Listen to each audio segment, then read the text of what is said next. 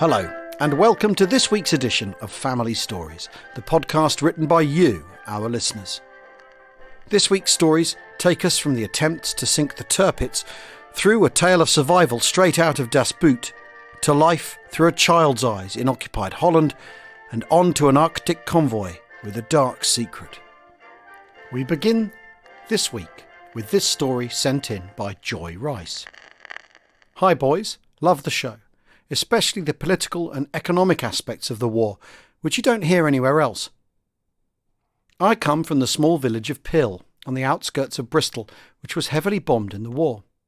My father spent a fair amount of time in the air raid shelter at school and home, and my auntie told him that during the first air raid, my great-grandfather visited the family home wearing a colander tied to his head with a scarf to check everyone was okay. When a German bomber came down nearby, the family all piled into the coal lorry to see the aircrew being rounded up by the police. On Good Friday 1941, after 13 hours in the air raid shelter, they called it the grave, my aunt came out to see an incendiary bomb in the garden and went back in pretty sharpish. But my main story is about my Uncle Alan, recently deceased at 98. Alan joined the Fleet Air Arm in Scotland at the age of 19 in 1941 and served as telegraphist air gunner on Swordfish and Fairy Barracudas in 830 and 827 squadrons. He flew in a Mark II Barracuda in the attack on the Tirpitz at anchor in a heavily defended fjord in Norway. Later, he was greatly relieved when scrambled to attack the Scharnhorst that the Navy got there first. The dive bombings he took part in were very stressful and took their toll on some of the men. At one point, half the crews were in sickbay, which meant twice the flying for the rest. Training for Operation Tungsten, the first Tirpitz raid, was intense, and on the 3rd of April, 21 Barracudas were launched at 0400 hours to form the first wave, which flew at 200 feet above the sea before climbing for the attack. The first wave went in with bomb release at 2,500 feet to give increased penetrating power. The accuracy was such that the holes blown open by the 1,600-pound bombs would give access through the upper armour to the 500-pound bombs following. When the turn came for Alan's plane to dive, the angle was so steep he experienced negative G and hit his head on the canopy. The ship was by this time almost hidden in smoke and flame, and the planes were under heavy fire from the 175mm shore batteries. As the last plane, Alan had the duty of broadcasting to the world that the attack had been carried out, which he did twice because on the first go the plane was so low the trailing aerial was dragging through the sea. The ship sustained 23 hits and was severely damaged. 3 more attacks took place. Alan went on all 3, but none was successful as the defences were beefed up and smoke screens were used. Eventually the ship was sunk by the RAF, but the continuous attacks meant she could never put to sea. Alan had several near misses and lucky escapes. Once he was switched planes at the last moment and watched the plane he would have been in crash and kill all aboard. Another time his tail was near severed by a mid-air collision, and later he was sent to a plane only to find another radio gunner in the seat. The other gunner stayed in place, and the plane crashed. On yet another occasion, a malfunction on takeoff saved him from flying adjacent to a plane which blew up in mid-air. On the 5th occasion, his plane was brought down in the drink by an RAF barrage balloon in a storm. His youthful habit of swimming in the North Sea helped him to reach the dinghy which had floated off. When he was picked up, he was put in the officer's sickbay, only to be turfed out as a mere rating. He used to say he was good enough to share an aluminium coffin with an officer, but not a hospital ward. It still rankled 70 years later. At a base dance, he was introduced to Cathy, a signals wren who later became his wife. She was also a remarkable woman who volunteered to sail out to Ceylon to help repatriate POWs. She used to tell us how, on a 12-hour train journey back home from Scotland, she learned of the Tirpitz raid and aircraft losses from a station newspaper vendor, and guessed Alan was involved. It was an anxious journey until she heard he was safe the next day. They were a fabulous couple, and it was a great pleasure and privilege to entertain them for annual trips to our house until they became too infirm to travel. He was not the only combatant in the family. My Uncle Arthur landed on D-Day +1 and fought his way through Europe until the surrender. One day we were chatting about a trip to Holland, and he looked up to declare, "Holland, dreadful place, full of mud and people shooting at you," and went back to his paper. He survived the fighting unscathed. His only injury was sustained from a bullet wound while training. He was stitched without anaesthetic. On every stitch he claimed "love a duck," the lack of expletive explained by his Salvation Army upbringing. Best wishes. Joy Rice.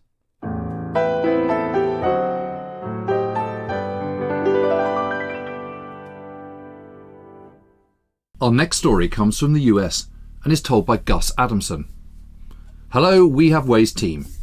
My love and obsession for the Second World War defines a large part of who I am, both professionally and personally. As such, people often tell me snippets of their family histories in relation to the war.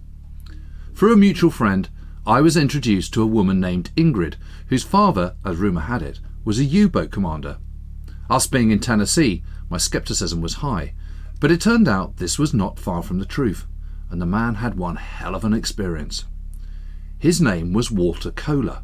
He was born in 1916 and raised on a farm outside of Lübeck, along with his older brother Ludwig. Both left the farm and joined the Kriegsmarine at the first opportunity. Walter began the war as an ensign on board the Scharnhorst. He was awarded the Iron Cross Second Class for his actions during the sinking of the carrier HMS Glorious. Soon after this, when the Scharnhorst was laid up for repairs, Kohler joined the U-boat fleet and was assigned to U-541, initially operating out of Kirkenes, Norway. The U-boat conducted 3 patrols out of there, where it sank a single vessel, a Russian corvette, in the White Sea. In late 1941, U-451 was ordered to operate in the Mediterranean for its 4th war patrol.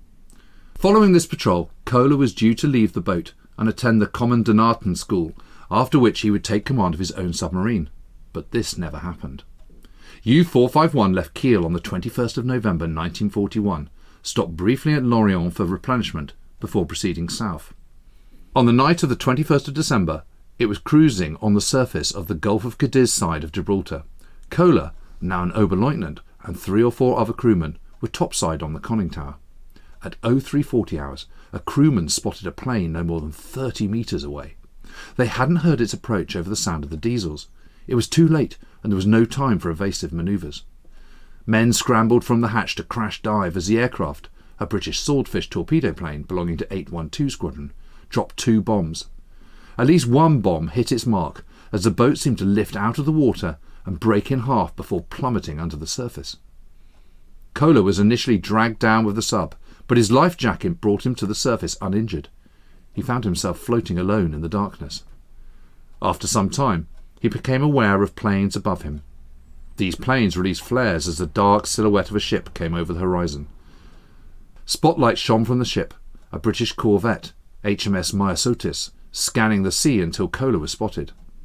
Kohler was pulled from the water and lifted on deck, where he was greeted by the skipper, Lieutenant Gerald Peter Shires Lowe, who extended his hand saying, "We welcome you as our guest. We've been waiting for you for 2 days."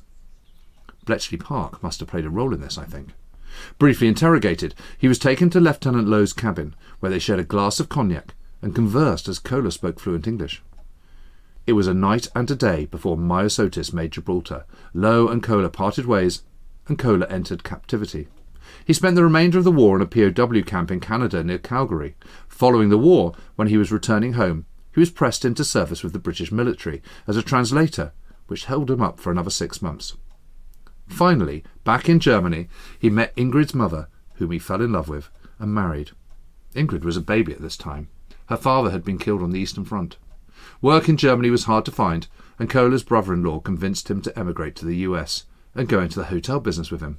He did just that, operating a hotel first in West Virginia and then in Florida.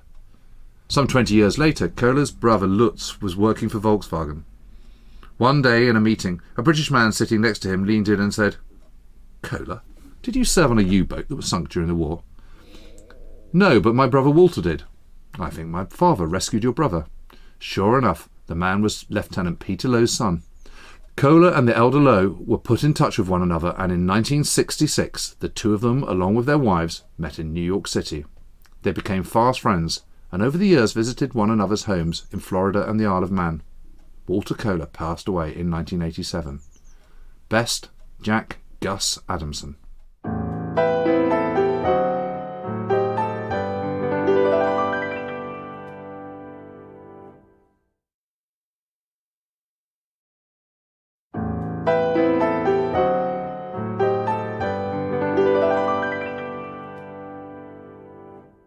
Next is this story from Derry Warners. Dear Alan James, having been fascinated by the Second World War for as long as I can remember, I recently asked my father, Harry Warners, to write down his wartime memories for me, and I thought I'd share them with you and the Independent Company. Harry was born in March 1939, in the province of Drenthe, in the north of the Netherlands, and grew up on a small farm in Vries, not far from Eelde Airfield, now Groningen Airport. He was only 6 when the Netherlands were liberated in May 1945. He's not sure exactly when any of these things happened, but here are some of his memories of the occupation and liberation.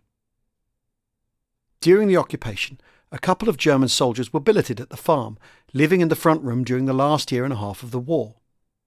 At the same time as the Germans were downstairs, there were people in hiding upstairs. They were hidden above the cattle stable and hay store in a specially built little room behind a false wall. They were a married couple from Limburg and a family from The Hague. We don't know how these people came to be hidden at my grandparents' farm. We're not aware of any links with the Dutch resistance, but there obviously must have been some sort of contact. My grandparents never spoke of this after the war, and my father never asked, as it wasn't really encouraged. Food rationing was first introduced in 1939, and living on a farm meant that rations could be supplemented by occasionally illegally slaughtering one of the animals. This had to be done in secret and after dark because it was a risky activity. If the German authorities found out, reprisals would follow. Farms were periodically inspected to verify that the number of animals registered still checked out. One of the Germans billeted with my grandparents, Ernst, was the son of a farmer himself and missing home. At great risk to himself, he would warn them of upcoming checks in return for some of the meat which he sent home to his family in Germany. In their spare time, the German soldiers used the farm's vegetable garden for target practice, shooting up bottles and cans. Sometimes they let Harry have a go as well. He'd get in trouble with my grandmother, as she did not want him spending time with the Germans. She was worried in case he talked about things they must not find out about. While working on the land with my grandfather, there were several times that Harry had to hide in hedgerows or in ditches to take cover from dogfights over Eelde Airfield. By now this must have been in 1944-45. Bullets would be everywhere, and he remembers the sound of them slamming into the ground nearby and hearing empty shells thud down. A few times they found large shell casings in the attic of the farm, which had gone straight through the roof. One day, towards the end of the war, Harry was playing not far from home, by the bridge across the Noord-Willemskanal, when a German soldier came speeding by on a bicycle. The soldier kicked Harry's toy wheelbarrow away from him and shouted for him to go home immediately. Frightened, Harry started running, just in time because the retreating Germans blew up the bridge to slow the advancing Allied soldiers. Big chunks of rubble crashed all around and ahead of Harry as he ran, even onto the farmhouse.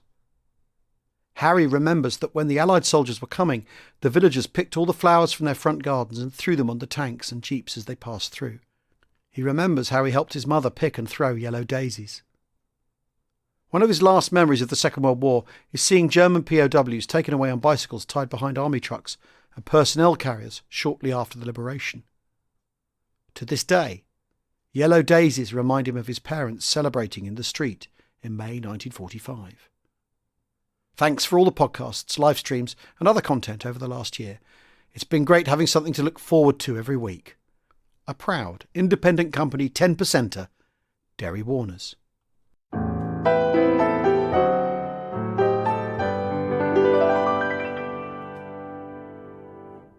Our next story this week comes from Sam Purchase. Hi Al, James and we have ways elves. Mum and I have done some research into her father and my grandfather, able seaman Stephen Kerridge, and what we found out about his wartime service in the Navy was not at all what we expected. I never knew my grandfather. He died of cancer when Mum was very young. We know that he volunteered in late September 1939 and was first posted to the battleship HMS Barham. He appears to have spent the majority of the war darting about aboard Barham and Queen Elizabeth and ferrying LCIs to North Africa, presumably in advance of the invasion of Sicily. Later on, he crewed the LSI HMS Glenroy on D+1 in Normandy. One particular entry in his service record, however, stuck out: his time on the heavy cruiser Berwick on distant escort duty for the Russian convoys. I wanted to know more, and what I found was, it's safe to say, not at all what I was expecting. The convoy in question, JW61A, sailed for Russia on the 20th of October 1944. Going by what little I've heard of my grandfather's account, it was as miserable as one might expect for a journey over the top of the world as winter set in. Most of the day would be spent chipping ice off every surface it might cling to, i.e. everything, before returning inside to a single Navy-issue blanket and lukewarm pilchards for dinner. I gather my grandfather made the near fatal mistake of using the word "we" when complaining about the conditions aboard. This drew the ire of an officer who accused him of threatening a mutiny. It doesn't seem to have landed him in any lasting trouble, as he appears on his record as temporary acting leading seaman later on. In any case, I'd rather hoped I could find out what vital war material he had been helping ferry on this dangerous route to Russia. I searched, expecting it to be a laundry list of high-grade aviation fuel, Studebakers, American aluminium, or even tin pasta. It was then pretty sobering to read that convoy JW61, that my grandfather helped shepherd to Russia, was dispatched to deliver 11,000 Ukrainian Wehrmacht personnel captured during the Normandy campaign back into the hands of Stalin. As a family, we are immensely proud of all my grandparents. Learning of this, if nothing else, acted as a reminder that in wartime many acts of heroism, bravery, or just plain getting on with the job are carried out with no say in what you're doing. It was Steve Kerridge, the grandfather I never met, who pushed me to finish my MA in naval history, discovering what he did and went through. My grandmother sent off for his Arctic Star and received it in 2014. Thanks for everything you and the team are doing. The live streams are the highlight of my week, and it's great to have a merry band of the fellow afflicted to bang on about the war with. Cheers, Sam Purchase.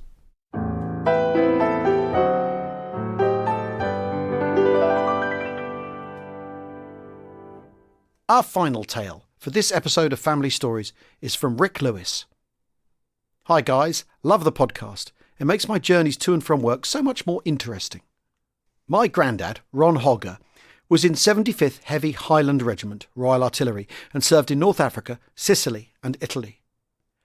He regularly reminded anyone who would listen that the army he served with was made up of many nationalities, and that the German army were excellent soldiers too, although he had few good things to say about the Americans. One of his regular tales was when digging a foxhole, an American officer stood above him and said, and my granddad would always put on his best New York accent, "You don't want to be afraid of war, soldier." At which point a shell came whistling over and Grandad took cover.